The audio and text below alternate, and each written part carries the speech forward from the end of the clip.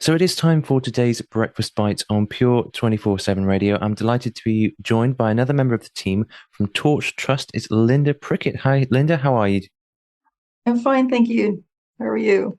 I'm very well, thanks. And it's great to have you on for today's Breakfast Bite. Great to be working with Torch Trust and bringing these little thoughts for the day. Just before we start, would you like to tell us what is it you do at Torch Trust? So I'm head of finance and operations here. I've been here for about 2 years. You can probably tell I'm not from the UK. So my husband and I came in the autumn of 2022 when he became minister of a church in Oadby. I heard about the job at Torch Trust through an elder of the church, and I applied for the finance position. What I really liked about the Torch website, it was very clear that what their purpose was. They said they're here to make Christian resources accessible to blind and partially sighted people. So I like that. Yeah, brilliant, and I love the work you do at Torch Trust. It is a wonderful how you, I mean I've spoke to Paul and he says like you produce something like in the region of thousands of books each month, and there's so much you do to help blind and partially sighted people to make their life a lot more enjoyable, a lot more accessible to various areas of life, which is wonderful. And I take it, do you enjoy the work you do at Torch Trust? I do. I like the people and I like what we offer. So we have a good team, and I like the fact that we pray regularly together and are creative. So we are always developing new resources for our visually sighted clients, visually impaired clients, sorry. New audio, braille, large print books, new podcasts, online groups such as chat group or prayer group or book study. We actually have a new chaplaincy service as well. And then coinciding with the Easter season, we've just launched an initiative where we're offering free audio books to children. Now, it's a special audio book because we've taken the Jesus Storybook Bible recorded by David Suchet. We've embedded it into a soft toy lamb. It's really cute because you press the nose to start it and you press the feet to do the volume. It's free for visually impaired children. Um, Now, adults can get audio Bibles too, but they're just not the lambs. So I like the fact that we can offer these at no cost. That's brilliant. I mean, I've heard about that lamb, and I have seen a picture of it. It does look very cute, doesn't it? Yeah. Yeah, brilliant. Well, it's fantastic what you're doing at Torch Trust, and thank you for telling us a little bit about how you came to be there. I mean, clearly it's such a wonderful team. Yeah. And what's one thing that has been really impactful for me is realizing just how grateful people are to have a Braille Bible. So last year we started producing the most recent version of the New International Bible in the updated English Braille code. And I was amazed that one of our blind trustees expressed a longing to own one, saying she'd never had a Braille Bible of her own. Wow. Now, naturally, she has access to audio, but to hold a Bible is a special thing. Now, because of the thickness of the Braille paper and the size of the embossed alphabet, it takes 43 to 45 volumes to contain the whole Bible. That makes a stack about 4 feet high. And if you put that on a shelf, it takes 4 feet of shelf space. Um, and it's also expensive. So if not subsidized, that Braille Bible would cost about £540. Wow. But through donations, Torch makes it available for £1.50 per volume, or about 65 for the whole Bible. The joy that people feel when getting their hands on their own copy of the scriptures for the first time is hard to describe. But we hear it in their responses and we see it on their faces, and it's wonderful to help make that happen. So that's really impactful, seeing Yeah, that brilliant. joy. Yeah, I can see it's obviously a huge impact not only on those who are being served, but those who are serving as well, which is just brilliant. Well, then, what have you got for us for today's breakfast bite? Okay, well, let me start by saying that while I'm in this role of head of finance and operations, it's actually my third career. So my first career was parenting, and then after that, teaching. Um, so what's on my mind for a breakfast bite is to encourage the people whose current career doesn't really feel like one. I mentioned parenting as a career because the definition of a career is an occupation undertaken for a significant period of a person's life and with opportunities for progress. Now, the reason an occupation might not feel like a career is that the opportunity for progress appears to be missing. So my main idea is to let God build your career.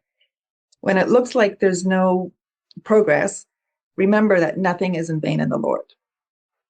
And a season of ordinary diligence can surprisingly turn into something when you least expect it. And my sub idea is that every ordinary day can turn into a special day if God is invited into it.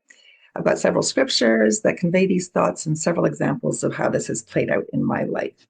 So, Excellent. Well, yeah, I mean, I love what you say about it. I mean, a lot of us may not feel like we're in a career, but just because we don't necessarily have what's considered a career doesn't mean that we're not doing something valuable, doesn't mean that God doesn't have a plan for us. We can that's fall into right. those sort of, I don't know, those traditional or just set ideas in culture about what a career should look like. But Mm-hmm. that's not necessarily what God has in store for us, is it? That's right. So, so I'll just talk about parenting then. So when I committed myself to stay home with the kids, I found it difficult to set aside my personal ambition.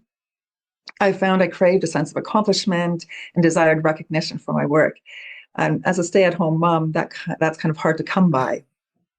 Uh, so when I came across 1 Corinthians 4, verse 5, saying that each man's praise comes to him from God, I hung on to that. It says, therefore, do not go on passing judgment before the time, but wait until the Lord comes, who will both bring to light the things hidden in the darkness and disclose the motives of men's hearts. And then each man's praise will come to him from God. Seems that God didn't want me to judge prematurely the value of what I was doing. And it was encouraging to know that I didn't need human praise because God saw what I was doing. And ultimately, my praise would come directly from him. Still, it was a constant challenge to focus on child rearing. One day I wrote a poem called Reflections on the Restless Moments of Motherhood. And it seemed like the words that flowed from the pen were just for me, myself. One verse said, then all the tasks that seem so small will grow into fine skills, while persevering in our work, good character instills. So not consciously, there was this idea that some of my skills would be valuable to other employment and that my character traits of perseverance and commitment would be valued as well. Now, to keep a long view of things, I remembered stories of two women who had committed themselves to their children and then seamlessly moved into other careers later in their life. One went into the job as a kindergarten teacher, even without a diploma, and the other ended up in a career in finance. And those two stories greatly encouraged me. Their efforts were not in vain and prepared them for other rewarding work in due time. So looking back now, I'm amazed that that's exactly what happened to me. When our youngest was 5, the church that we were attending started a school, and I was asked to teach French. I began to develop curriculum, and down the road, that curriculum writing led to being offered a job in a college to write a language course for business English. And while teaching that course, I brought in a speaker from a professional accounting body and was inspired to pursue an accounting designation, which led to a career in finance. So I worked both as a teacher and in finance following my stay-at-home parenting season. Now, that's the condensed version. I will add that I continued to write French curriculum on my own for 2 years after teaching at the Christian school. I had hopes of publishing it. One day, I drove to a post-secondary college, like a uni, in another city to meet the head of language department to get her feedback on what I had produced. And I was full of anticipation. But, she took one brief look and she said, it's a lot of work, isn't it? And that was that.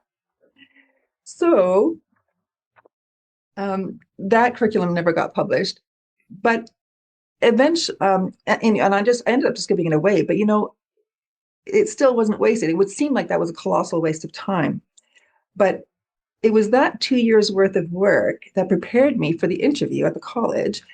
And because they needed somebody to write a course, and so they said, "Are you able to write curriculum?" And without even hesitating, I said yes, because that's what I've been doing for the last 2 years. And that job was a real gift. It was well paid. It was walking distance from home. It allowed me to fit nicely within the hours of my youngest son's school day, and it made up for every minute spent on that unpublished French curriculum. So truly nothing is in vain in the Lord. That's one example. Excellent. Yeah, I can see that. Yeah. Um, so I have another story when the kids were small. So this takes a little in a slightly different direction. But when the kids were small, I remember feeling like I was limited in my ability to reach out to others evangelistically. And since I was housebound with four at the time small children and no car at my disposal. So one day I tried praying in my closet, literally in my closet. Um, I was experimenting with an idea our pastor had put forth. He was praying to the, shouting to the mountains, sort of this idea that, we, for hindrances to crumble and something like that. And I, I was using the clothes in the closet to muffle my voice, trying to shout. It was absolutely ridiculous. It was very pitiful, but it was interesting that God could see what I was doing, and He didn't laugh. In fact, that day, two different people came to my door on their own initiative, and one of them, for the first and only time, they were neighbors. And I think it was no coincidence. God was showing me that, hey, even if you can't go out, I can bring people to you. And and so He was not limited by my immobility, so to speak. And He heard my feeble prayer in the closet. The funny thing is, I was so surprised that I'm sure I didn't even think of how to be a blessing. And in fact, I think they were a blessing to me. I think I received some chocolate bars to thank the kids for something they had made. And I think I received a pie from the other lady. But anyway, so yeah, also an ordinary day turned out extraordinary just by, making that effort to bring God into it. Um, so, uh, yeah, I guess God really does like to be invited into our day. It's like He knocks at the door, and if we open, He comes in to sup with us and we with Him. Um, now, as I was thinking of on this topic, I thought, well, what if your day turns the other way? Because sometimes days can turn bad. I mean, we really never know from one day to the next what's going to happen.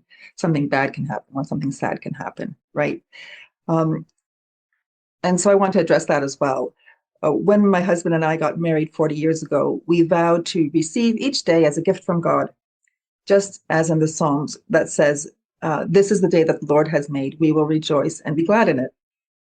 So we have found it possible to rejoice even in the deepest grief because we know that God is in each day and each circumstance with us. When things go haywire, I ask God to direct my thoughts. I did this when my teenage daughter was rejecting the faith and flaunting her ungodly lifestyle. I do it when I'm overwhelmed with personal responsibilities. And I did it when my son was suffering from delusions. God wants us to acknowledge Him in all our ways. This verse never gets old, and it speaks again to inviting God into every day. Yeah. Well, thank you so much, Linda. That is so true. God is in the everyday, isn't He? Mm-hmm. Yeah. Yeah, and that's right. And that's why it's good to tap into God's faithful presence. I encourage you to ask God into your day in a recognizable way. Ask Him for personal encouragement, or ask Him how you might encourage someone else. A phone call or an email or something. Either Yeah. way, I know He will respond. Ask Him to open your eyes to see it. Uh, if we have one more minute, I can share a quick recent example of that. Yeah, sure. Okay. So last month while on holiday, I was reading Psalms and I was inspired to give myself to God anew, more fully, asking Him to let me use who I am and my abilities to reach others for Him. And one thing I like to do is write letters. So on the last day of vacation, my husband and I were contacted by a friend from high school, out of the blue. And that's from 42 years ago. It was a perfect chance to share in an email letter how we had grown in our understanding of the gospel. Then, just after he reached out to us, he crossed paths with someone who told him that we had tragically lost a son. And he mentioned this to us, and then it gave us another opportunity to share the comfort with which we were comforted in Christ. So it dawned on me that the opportunity arose just after I had invited God anew into my everyday life. In fact, it also dawned on me that this opportunity here on 24/7 radio to share a breakfast bite might be a result of that prayer as well. Yeah. So, yeah. Fantastic. Thank you so much, Linda. And it's been a pleasure to have you on today's Breakfast Bite this morning. Thank you so much for joining me. And thank you for bringing us this thought on how God is there in the everyday. In many cases, it's not that he's not there. Perhaps we need to actually give him the opportunity to enter into our lives. After all, he doesn't force his way in. Instead, he waits for us to allow him in, doesn't he? He really does. And, it's like, so nothing is in vain. Each man's praise will come to him from God. We can rejoice in each day. He knocks to be invited in, and in all our ways we should acknowledge him. And that's a big breakfast bite to chew. But imagine God just handing you a cuppa each morning and saying, "Let's do this day together, shall we?" Yeah, I like that. It's so true. God is there, and he wants to be in every day. But sometimes, we can be a bit, I don't know, too stuck in our own ways or too focused on what's not important. God can help us guide through each day, which is brilliant. So thank you so much, Linda, for this breakfast bite. Plenty to think about, how nothing is in vain. God can redeem all these bad situations we go through, and how he's always there, even when situations are good, even when they're bad. It is wonderful. So thank you so much, Linda. It's been a pleasure to very welcome. speak to you. Okay. Have a good day. You too. Here at Pure 24/7 Radio, we have had the privilege of speaking to some amazing people with amazing stories. Now, I thought I'd go a bit further. What about goat and sheep's milk? Yeah. Becoming quite popular. Very similar to cow's milk. So we don't use it in the first year of life, you can afterwards. And their nutrient profiles, how good they are, is pretty similar to cow's milk. Allergenicity, how often do they cause allergies? About the same. They're a bit more expensive sometimes. It's pretty equivalent. Yeah, we're really excited, especially excited for Josh because it's his first book and he's really passionate with that Gen. Do you say Gen Z or Gen Z? I've heard it said in... I don't know. I'm too old. I don't know. Yeah, we're not in that age category, so we've not got a clue what they're called. It's a pot boiler. It's a good, exciting popcorn thriller. I didn't think it was anything too special, but I think watching it at home, people will probably enjoy it more than I did going to the cinema to see it. Really good film. I love it. I walk into a cinema and I turn my phone off. Nobody can get hold of me for a couple of hours. I'm in a completely other world. Every single time I go to the cinema, and for me it's like going to Oz. It's like going to another world and escaping and relaxing, and I thoroughly enjoy it. If you have missed any of these interviews or would like to hear them again, you can. Simply head over to our catch-up section at www.pure247radio.org. That's www.pure247radio.org.